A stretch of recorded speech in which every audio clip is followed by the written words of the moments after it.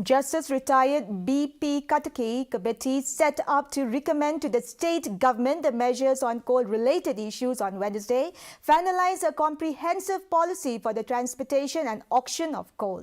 Informing this after the meeting of the committee, he said it is a positive step since the reverse comprehensive plan has been finalized, which would be notified by the state government in a short period of time, and that his next step is to ascertain the exact quantity of extracted coal available.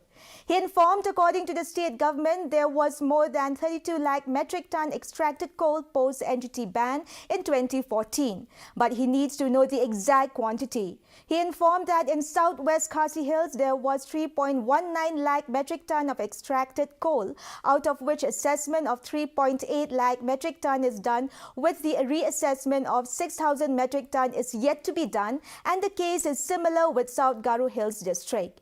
He informed that the policy also dwells upon how the transportation is to be carried out and how the chalans are to be prepared, what features are to be there in the chalans, etc. The comprehensive policy for transportation and the auction of coal was not finalized till date. But in today's proceeding, we could finalize that. That's a positive steps, at least I could do in that respect.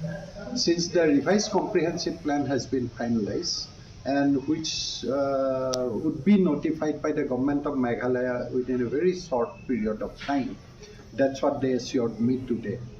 And my next step is to ascertain the quantity of coal. The West Khasi Hills District Regional Committee on Interstate